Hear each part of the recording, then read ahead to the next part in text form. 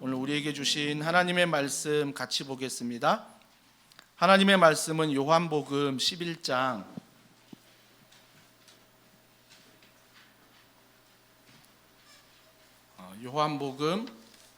우리가 11장 1절로 27절 말씀을 한 절씩 교독하겠습니다. 좀 많은데요. 하지만 우리가 하나님의 말씀을 한 절 한 절 교독하도록 하겠습니다. 요한복음 11장 1절부터 27절, 제가 가진 성경 신약 164면에 있습니다. 어떤 병자가 있으니 이는 마리아와 그 자매 마르다의 마을 베다니에 사는 나사로라. 이 마리아는 향유를 주께 붓고 머리털로 주의 발을 닦던 자요, 병든 나사로는 그의 오라버니더라. 이에 그 누이들이 예수께 사람을 보내어 이르되 주여 보시옵소서, 사랑하시는 자가 병들었나이다 하니 예수께서 들으시고 이르시되 이 병은 죽을 병이 아니라 하나님의 영광을 위함이요 하나님의 아들이 이로 말미암아 영광을 받게 하려 함이라 하시더라. 예수께서 본래 마르다와 그 동생과 나사로를 사랑하시더니 나사로가 병들었다 함을 들으시고 그 계시던 곳에 이틀을 더 유하시고 그 후에 제자들에게 이르시되 유대로 다시 가자 하시니 제자들이 말하되 랍비여, 방금도 유대인들을 돌로 치려 하였는데 또 그리로 가시려 하나이까? 예수께서 대답하시되 낮이 12시간이 아니냐? 사람이 낮에 다니면 이 세상의 빛을 보므로 실족하지 아니하고 밤에 다니면 빛이 그 사람 안에 없고로 실족하느니라. 이 말씀을 하신 후에 또 이르시되 우리 친구 나사로가 잠들었도다. 그러나 내가 깨우러 가노라. 제자들이 이르되 주여, 잠들었으면 낫겠나이다 하더라. 예수는 그의 죽음을 가리켜 말씀하신 것이나 그들은 잠들어 쉬는 것을 가리켜 말씀하심인 줄 생각하는지라. 이에 예수께서 밝히 이르시되 나사로가 죽었느니라. 내가 거기 있지 아니한 것을 너희를 위하여 기뻐하노니 이는 너희로 믿게 하려 함이라. 그러나 그에게로 가자 하시니 디두모라고도 하는 도마가 다른 제자들에게 말하되 우리도 주와 함께 죽으러 가자 하니라. 예수께서 와서 보시니 나사로가 무덤에 있는지 이미 나으리라.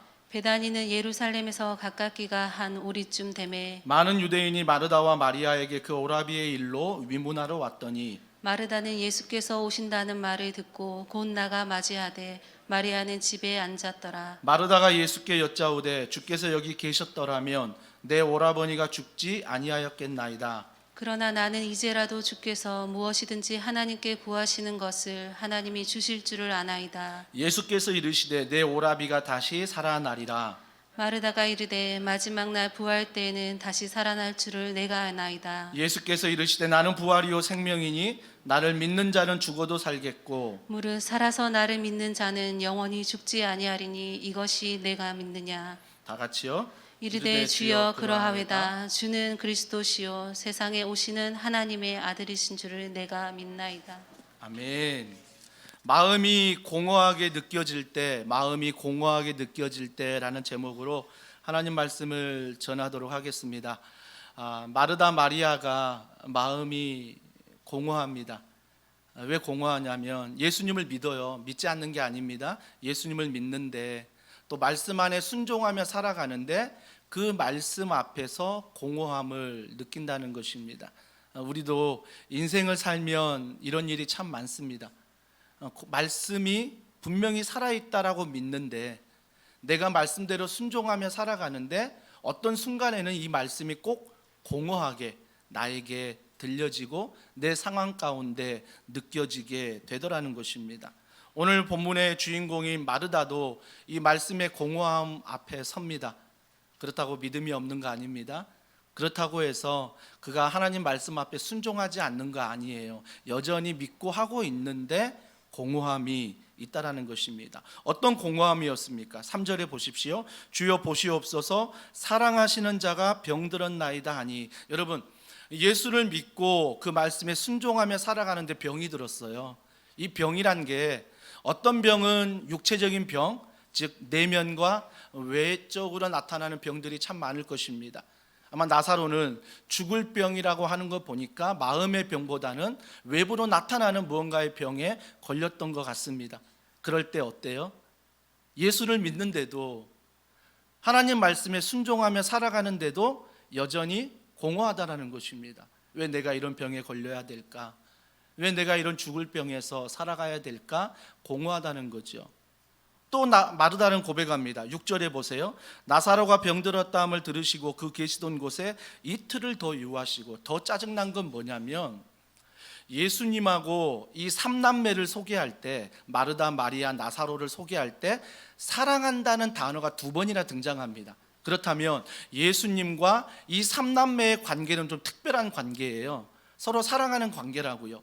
그렇기 때문에 자기 오라버니 나사로가 죽게 되어서 사랑하는 예수님께 마르다와 마리아가 사람을 보내서, 예수님, 우리 오라버니가 죽게 됐어요. 빨리 와서 낫게 해주세요. 왜? 예수님의 기적을 많이 봤으니까. 빨리 와서 낫게 해달라고 말합니다. 근데 예수님 뭐라고요? 이틀을 더 유하십니다. 바로 가지 않으세요. 이틀을 더 유했다라고 성경은 말하고 있습니다. 아마 이 이틀을 더 유하면서 마르다의 마음이 어땠을까요? 마리아의 마음이 어땠을까요? 사랑하는 거 아는데 왜 그러시지? 사랑한다면 빨리 오셔야 되지 않나? 사랑한다면 빨리 와서 나사로 오라버니를 살려줘야 되지 않나? 심지어 사랑한다면 와서 위로라도 해줘야 되지 않나? 라는 마르다의 섭섭함이 이 말씀에 나와 있다는 것입니다. 또 한 가지 21절 보십시오. 마르다가 예수께 여짜오되 주께서 여기 계셨더라면 내 오라버니가 죽지 아니하였겠나이다. 드디어 이제 섭섭함이 막 이제 말로 표출이 돼요.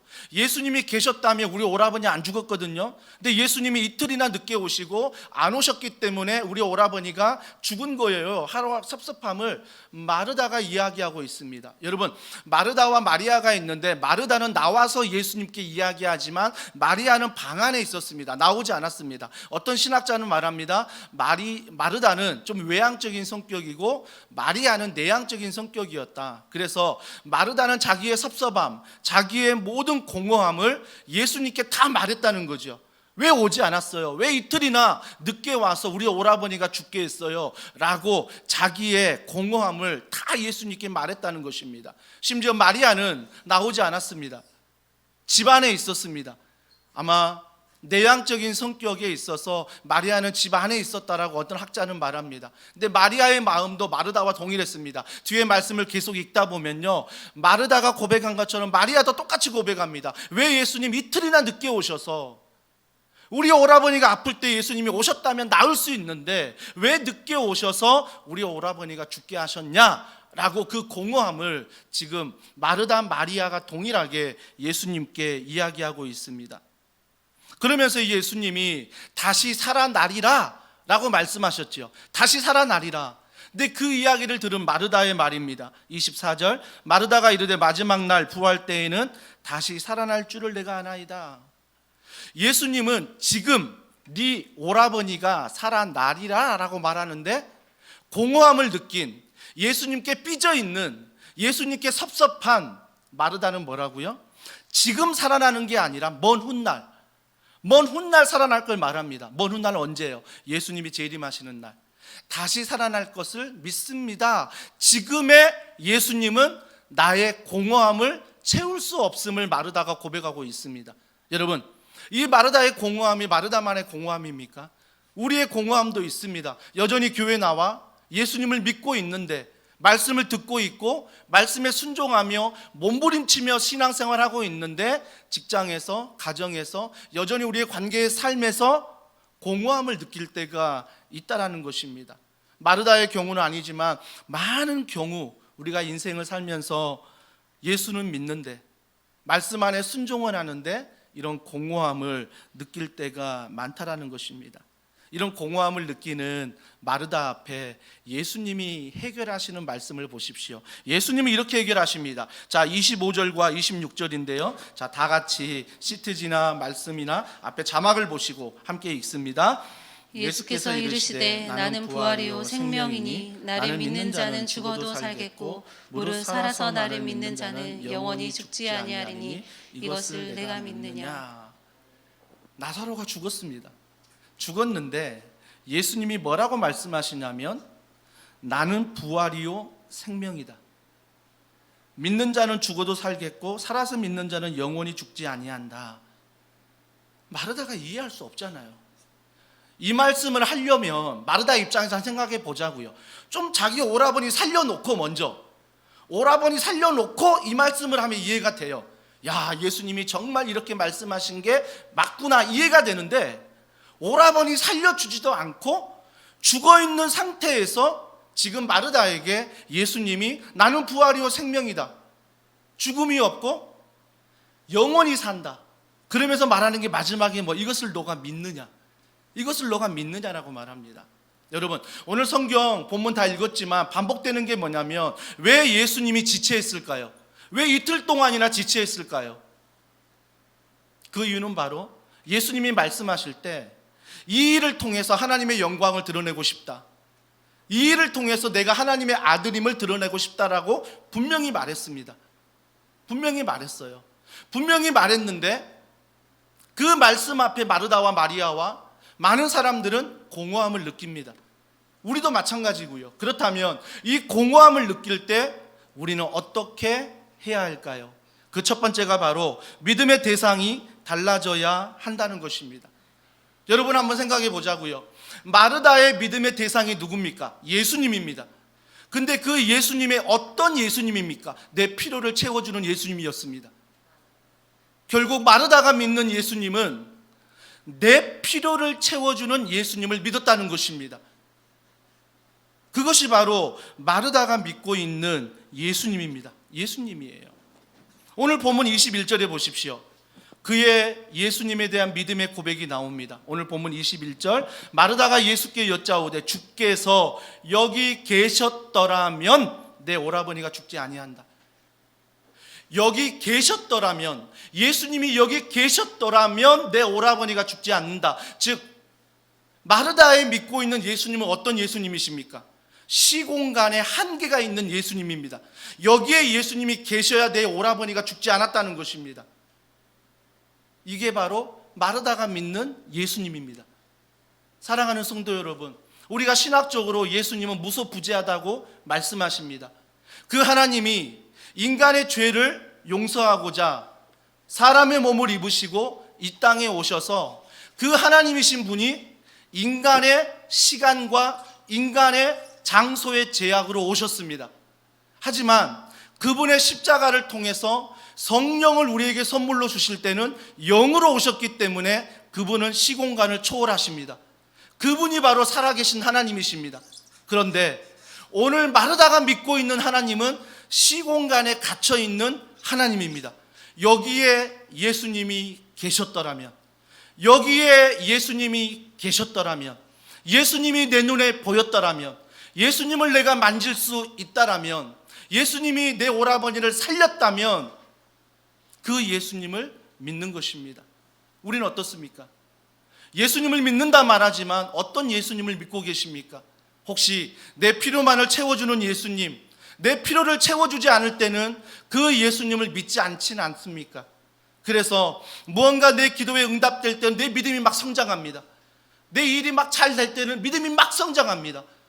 모든 게 만사형통할 때는 내 필요를 채워주는 예수님 앞에서 믿음이 막 성장을 합니다. 하지만 어느 한계에 부딪히고 어느 일에 근심과 염려가 낙심이 있을 때는 그 예수님은 사라져버립니다. 혹시 이 예수님을 믿고 있지는 않으십니까? 그럴 때 그 예수님이 오늘 25절과 26절에 마르다에게 말하는 거예요. 마르다야, 너 필요를 채워주는 예수님이 아니야. 이곳에 있어야지만이 너 오라버니가 살아나는 거 아니야. 나는 부활이요, 나는 생명이다. 그래서 죽어서 다시 살아나겠고 살아서 믿는 자는 영원히 산다. 이걸 너가 믿느냐? 이걸 너가 믿느냐라고 말씀하십니다. 그때 자 보십시오. 마르다가 이런 고백을 합니다. 자 27절입니다. 다 같이 읽습니다. 이르되 주여 그러하외다. 주는 그리스도시요 세상에 오시는 하나님의 아들이신 줄 내가 믿나이다. 여러분, 이거 놀랍지 않습니까? 마르다가 얼마 전까지 시공간에 갇혀있는 예수님, 나의 필요를 채워주는 예수님을 믿는다고 했는데 갑자기 지금의 고백은 뭐예요? 주여 내가 부활이요 생명이신 주님을 믿는다는 것입니다.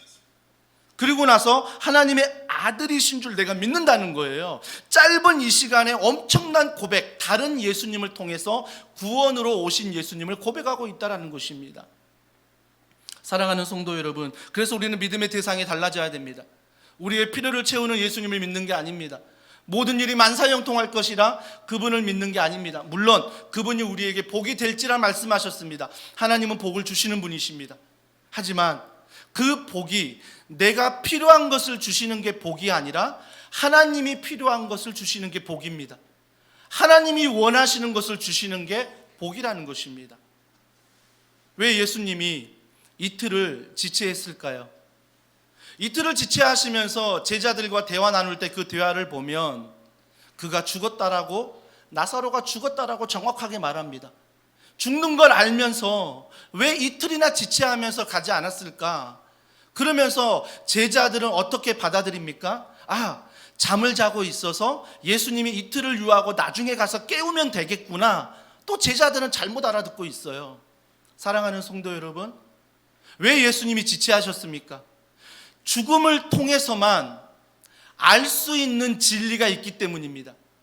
이 일을 통해서만 깨닫기 때문입니다. 왜 주님이 여러분의 신앙 앞에서 공허하게 느껴지십니까? 그 이유는 바로 그 공허함을 통해서 우리는 우리가 필요한 주님을 만나는 게 아니라 하나님의 필요를 알게 되고 하나님 마음을 알게 되기 때문입니다. 그래서 주님은 지체하십니다. 첫 번째, 믿음의 대상이 달라진다면 27절에 마르다가 고백했습니다. 중요한 것은 마음이 공허할 때에 고백하는 믿음의 능력을 배워야 된다는 것입니다. 여러분, 혹시 예수를 믿는데, 예배는 드리는데, 훈련은 받는데, 섬기는데 마음이 공허하십니까? 그러면 고백하는 훈련을 하십시오. 여러분, 예배에 많은 순서가 있습니다. 많은 순서 중에 많은 퍼센트를 차지하는 게 여러분의 고백입니다. 찬양도요, 앞에 인도자만 찬양을 하는 게 아니라 여러분이 마스크를 썼지만 여러분의 입술로 고백할 때, 여러분의 입을 벌릴 때면 그게 고백입니다. 이 입술의 말이 내 귀에 들릴 때 고백이라는 것입니다. 신앙 고백은 어떻습니까? 사도신경을 고백할 때 우리 모두가, 사회자만 고백하는 게 아니라 우리 모두가 입술을 열어 고백합니다. 즉 내 입술을 열어 내 귀에 들리는 것입니다. 대표 기도는 어떻습니까? 그 기도할 때 내가 기도하지 않지만 그 대표 기도자의 기도 하나하나를 내가 어떤 마음으로 받습니까? 아멘. 그렇게 되기를 원합니다. 아멘. 그렇게 이루어질 줄 믿습니다. 마음으로 받는 거 아닙니까? 마음의 고백입니다. 설교는 어떻습니까? 그 설교를 통해서 30분 동안 그 모든 설교가 다 들리진 않아도 어느 한순간에 그 말씀을 통해서 아멘, 내가 그렇게 살기를 원합니다. 마음 가운데 고백되어지는 것들이 있다는 것입니다. 여러분, 이 고백 반드시 우리 신앙에 필요하다는 것입니다. 왜 고백이 필요할까? 제가 청소년 시절에 제가 신앙생활할 때는 화요 집회, 목요 집회, 이런 집회들이 참 많았어요. 찬양 집회지요. 물론 지금도 있습니다. 제가 청소년 시절에 가장 많이 갔던 집회는 화요, 경배와 찬양 집회였습니다. 온누리교회 하스테반 목사님이 그때 찬양 인도를 하고 말씀을 전하고 한 2시간 동안 집회를 인도하는데 정말 많은 청년과 청소년들이 그곳의 말씀을 통해, 찬양을 통해 정말 주님을 다시 한번 뜨겁게 만나는 시간들이 그때의 시간이었습니다. 하스테반 선교사님이 늘 불렀던 찬양, 하나님의 사랑이 영원히 함께하리, 십자가의 삶을 사는 이에게, 순교자의 삶을 사는 이에게. 마지막 부분 참 부담되는 것, 내 생명 주님께 드리리. 저는요, 예수님 앞에 정말 인격적으로 그분을 만나기 전에, 교회는 나갔지만 모태신앙이지만 그분과 인격적으로 만나고 믿지 않을 때는요, 내 생명, 이 고백을 하지 못했습니다. 내 생명 얼마나 귀한데, 하나뿐이 없는 생명인데 내가 어떻게 주님께 드려? 그래서 그 부분은 묵음처리였어요. 내 주님께 드리리, 이렇게 고백했다고요. 왜? 설마 그때 고백해서 내 생명 가져갈까 봐. 정말 그렇게 고백하지 못했던 시절이 많습니다. 이번 주 중에도 자녀와 좀 집에서 놀다가 제가 발을 다쳤어요. 그래서 왼발에 약지가 좀 찢어져서 살이 거의 달랑달랑 하는데 지금도 서 있기가 좀 버겁습니다. 근데 다치거나 피가 막 나더라고요. 제가 엄청 엄살이 심하고 저 자신을 엄청 아끼고 사랑하거든요. 그래서 막 아내에게 막 죽겠다고 소리하고, 그 준서 와가지고 아빠 어때? 아프지 않아? 막 아픈 척하고 막, 그래서 막 상처 치료하고 데일밴드 바르고 막 했었거든요. 그만큼 저는 겁이 많고, 그만큼 제 몸을 아끼고, 그만큼 연약한 존재입니다. 내 생명 주님께 드린다는 고백하지도 못합니다. 근데 어느 순간 정말 인격적으로 내 필요를 채우시는 하나님이 아니라 나를 구원하신 하나님이시구나, 내 죄를 대신 지신 하나님이시구나, 그분이 부활하신 하나님이시구나, 이걸 믿는 순간 고백하게 됐습니다. 내 생명 주님께 드리리. 근데 주님이 생명 가져가지 않더라고요. 근데 그 고백을 받으신 주님은 날마다 내 생명을 드려야만 됐습니다.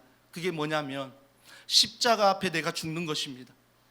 내가 주인 된 것이 아니라, 내가 높아지는 것이 아니라, 내 자아가 드러난 것이 아니라 주님의 십자가 앞에 낮아지는 것, 이것이 생명을 드리는 거구나, 이것이 매일매일 주님 앞에 죽음을 경험하는 것이구나. 맞다, 하나님, 내 생명, 이 목숨이 끊어지는 것이 아니라 날마다 내 자신이 십자가에 죽게 하여 주시옵소서. 날마다 십자가가 내 삶의 주인 되게 해달라고 고백하며 살아갔습니다. 사랑하는 성도 여러분, 마르다가 처음에 내 필요를 채우시신 하나님을 믿다가 갑자기 그 예수님의 말씀을 듣고 나도 부활의 주님 믿습니다라고 고백했던 그 고백, 그건요, 아는 것으로 고백하지 않았습니다. 오늘 대지 3번에 나오는데 아는 것과 믿는 것의 차이가 있어요. 마르다가 알아서 고백하는 게 아니라는 것입니다. 마르다는 이미 알고 있었습니다. 예수님이 어떤 분인지 알고 있었고, 예수님이 계셨더라면 내 오라버니 죽지 않을 거 알고 있었습니다. 여러분, 아는 게 믿음이 아니라는 것입니다. 믿는 게 믿음입니다. 즉 아는 것과 믿는 것은 뭐예요? 다르다는 것입니다. 근데 우리가 많은 착각을 합니다. 주일날 설교 들을 때 예수님 많이 들었으니까, 말씀 많이 들었으니까 내가 안다는 것입니다. 착각하는 게 뭐죠? 아는 게 믿음이라고 착각한다는 것입니다. 아는 거 중요합니다. 하지만 그게 믿음이 되려면 어떻게 해야 돼요? 정말 예수 그리스도를 부활의 주님으로 믿고 일주일을 살아가야 되는 것입니다. 그 삶이 믿음으로 나타내야 되는 것입니다. 이것이 바로 아는 것과 믿는 것의 차이인 것입니다.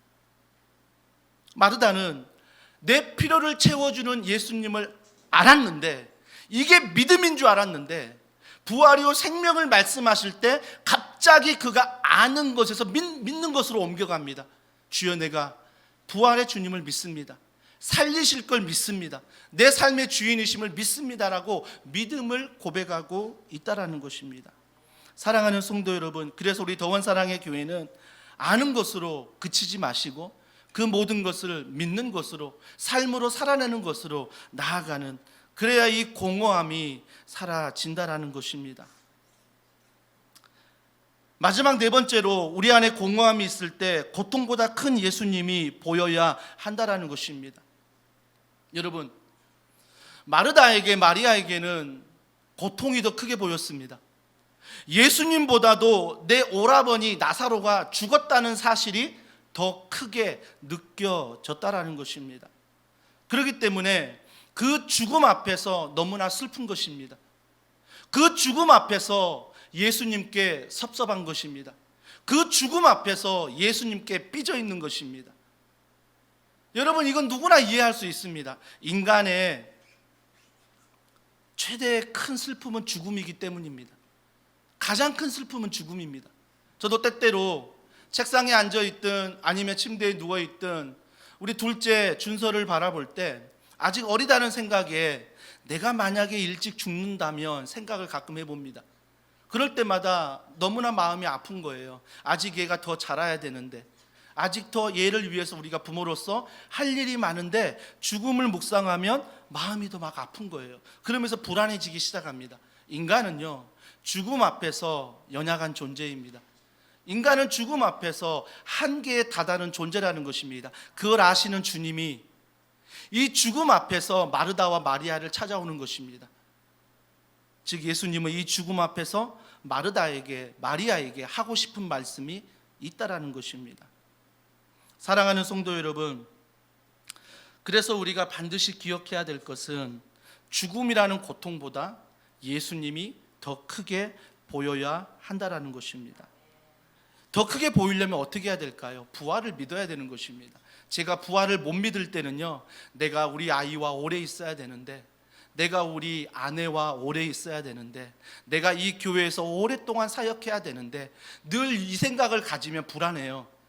불안하다고요. 근데요, 부활의 신앙이 있으면요, 맞아, 여전히 불안한데 다시 태어난다는 그 주님의 부활의 신앙을 가지면 하나님이 우리 아이를 지켜주시고, 부활의 몸은 어떤 몸인지 정확하게 경험하지 않았지만 성경은 신비한 몸이라고 하니, 부활해서 우리가 서로 알아볼지 못 알아볼지는 모르지만 가장 영광스러운 몸이라고 하니, 하나님께 그 부활을 믿을 때 이 아이를 주님 앞에 맡길 수 있고, 이 교회, 우리 가정, 우리 직장을 주님에게 맡길 수 있다라는 것입니다. 이것이 바로 부활의 신앙이라는 것입니다. 즉, 말씀이 공허하지 않을 때는 이 부활의 신앙, 이 은혜가 내게 있을 때 말씀이 공허해지지 않는다라는 것입니다. 사랑하는 성도 여러분, 왜 이 부활의 신앙이 말씀의 공허함을 이길까요?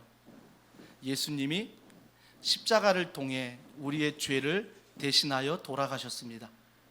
죽으심으로 끝나는 게 아니라 그분이 3일 만에 부활하셨습니다. 부활하셨다는 건 무엇입니까? 다시 우리도 죽음이 끝이 아니라 다시 살아난다라는 것입니다. 다시 살아나서 지금 우리가 상식으로 이해하는 몸이 아니라 신비스러운 몸으로 그 주님과 영원히 함께한다라고 말씀하고 있는 것입니다. 이 부활의 신앙이 우리에게 있을 때 우리는 고통보다 큰 예수님을 볼 수 있다라는 것입니다. 사랑하는 성도 여러분, 한 주간을 살면서 많은 공허함이 있을 것입니다. 예수님, 왜 내 기도 들어주시지 않나? 2020년과 21년 송구영신 예배 드릴 때 여러분 기도 제목 적으신 분들이 있죠. 몇 가지나 응답되셨습니까? 저도 이렇게 세보니까 10가지를 적었는데 한 3가지 응답됐습니다. 나머지 7가지는 여전히 ING, 예수님이 어떻게 할지 모르겠어요. 여전히 기도하고는 있습니다. 또다시 우리가 송구영신 예배 때 2021년, 2022년 기도 제목을 적을 것입니다. 그때 기도 제목을 적을 때 아는 것으로 적지 마십시오. 내가 아는 하나님이 이건 해줄 수 있고 이건 못 해주실 거야, 이렇게 기도 제목 적지 마시고요. 그 하나님은, 그 예수님은, 그 성령님은 십자가를 통하여 내 죄를 이기시고 부활하셔서 영원한 생명을 주신 주님을 믿는다면, 내가 안다는 기도 제목이 아니라 그 기도 제목은 뭐예요? 믿는 것으로 적는 것입니다. 자녀를 향한 믿음으로 기도 제목을 적으십시오. 남편을 향한 믿음으로 기도 제목을 적으시고요. 아내를 향한 믿음으로, 교회를 향한 믿음으로, 가정과 직장을 향한 믿음으로 기도 제목을 적으십시오. 그리고 그 믿음의 기도 제목을 가지고 매일매일 주님을 의지하며 기도하십시오. 그럴 때 그 기도를 통하여 나의 고통과 나의 필요를 채워주는 하나님을 만나는 게 아니라 그 기도를 통하여 하나님의 마음을 알게 됩니다. 오늘 예수님은 말씀하십니다. 왜 나사로가 죽은 다음에 내가 간지하니? 왜 마르다와 마리아가 눈물을 흘리고 많은 사람들이 눈물을 흘릴 때 내가 간 줄 아니? 이렇게 말씀하십니다. 하나님의 영광 때문이야. 하나님의 아들이심을 드러내기 때문이야 라고 말씀하십니다. 전 여기서 하나님의 영광, 하나님의 아들 되심이라고 말하는 게 뭘까? 한 사람의 죽음 앞에서 눈물을 흘리고 이별의 아픔을 겪을 정도로 하나님의 영광이 중요한가? 하나님의 아들 되심이 중요한가를 묵상해 보았습니다. 대체 하나님의 영광이 뭘까? 대체 예수님이 하나님의 아들 되심이 뭘까 묵상해 볼 때, 오늘 마르다가 인격적으로 고백했던, 베드로가 인격적으로 고백했던 주는 그리스도시요 살아계신 하나님의 아들이십니다. 주님은 죽으실 뿐만 아니라 우리를 살리실 것이요, 주님은 영원히 살 수 있는 영생을 선물로 주시는 분이십니다 라고 고백하는 것입니다. 사랑하는 성도 여러분, 고백 참 중요합니다. 하지만 베드로도 고백했습니다. 주는 그리스도시요 살아계신 하나님의 아들이십니다. 그런데 그 뒤에 어떻게 했지요? 고백 다음에 보면 예수님이 십자가 지러 간다라고 얘기했을 때 베드로는 가지 말라고 말합니다. 예수님 십자가 지지 마세요. 십자가 길 가지 마세요. 그때 예수님이 베드로를 향해 뭐라고 말씀하십니까? 사탄아 내 뒤로 물러가라 말합니다. 베드로가 사탄이란 건 아닙니다. 베드로의 마음 가운데 어지럽히는 것들이 있어요. 어지럽히는 것들이 있습니다. 저는 결혼을 일찍 했습니다. 26에 결혼했는데요.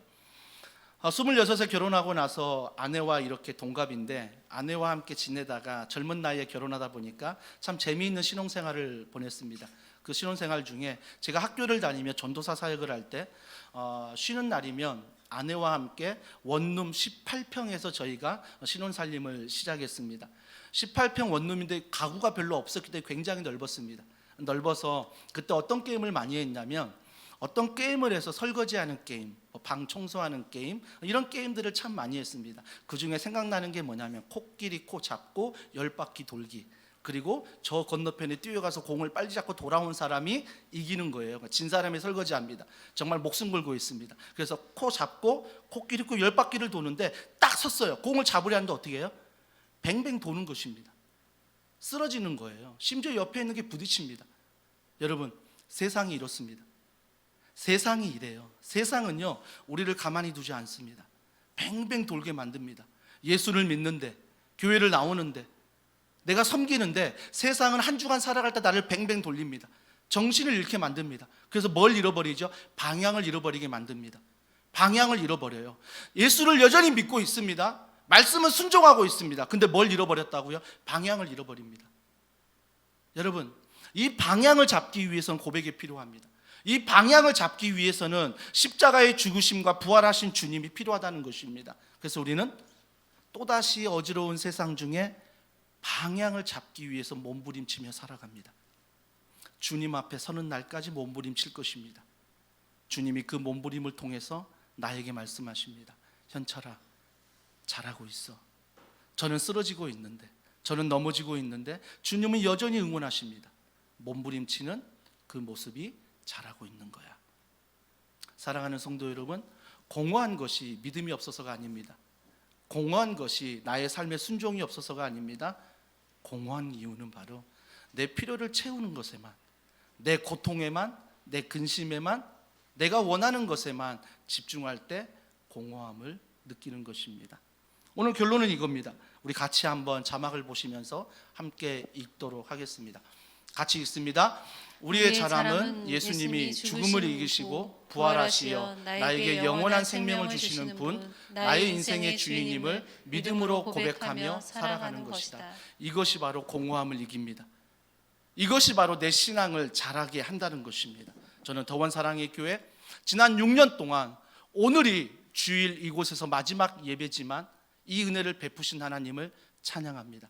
하지만 이 장소를 떠나서도 우리가 또 다른 새로운 장소에서 동일한 은혜뿐만 아니라 우리가 여전히 십자가의 죽으심과 부활의 신앙을 붙들고 살아간다면 하나님은 더 큰 은혜를 우리에게 베풀어 주실 줄 믿습니다. 이 은혜를 가지고 이번 한 주간, 이번 연말을 살아가는 귀한 은혜가 있기를 주님의 이름으로 축복합니다. 오늘 이 말씀을 기억하면서 우리가 함께 이 찬양 주님 앞에 고백하기를 원합니다. 우리 함께 기도해 주 앞에 나와 무릎 꿇고 긍휼 베푸시는 주, 우리 이 찬양 주님 앞에 고백하겠습니다.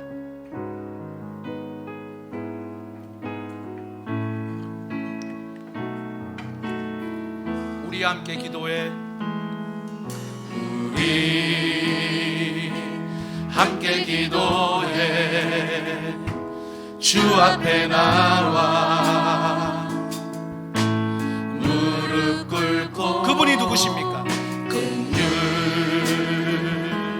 베푸시는 주 하늘을 향해 두 손 들고 하늘 문이 열리고 은혜의 빗줄기 이 땅 가득 내리도록 마침내 주 오셔서 의의 빗줄기 우리 위에 부시고 하늘 문이 열리고 은혜의 빗줄기 이 땅 가득 내리도록 마침내 주 오셔서 의의 빛 우리 위에 그 통로가 무엇입니까? 십자가 내가 처음 볼 때에 나의 맘에 큰 고통 사라져 오늘 믿고서 내 눈 밝았네 참 내 기쁨 한 번 더 고백합니다. 십자가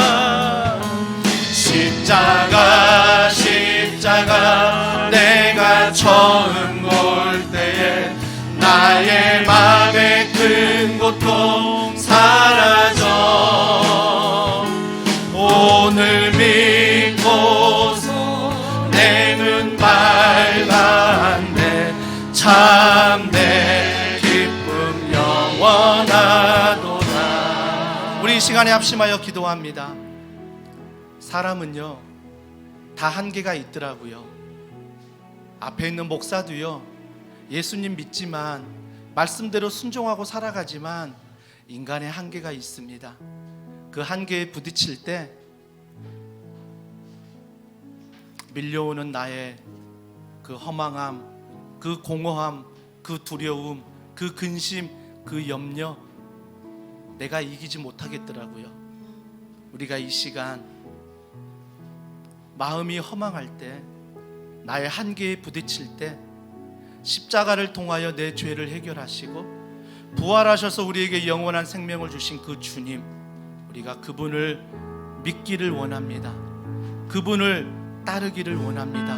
이번 한 주간 하나님 은혜 베풀어 달라고 우리 시간 간절한 마음으로 기도하시겠습니다. 하나님 아버지,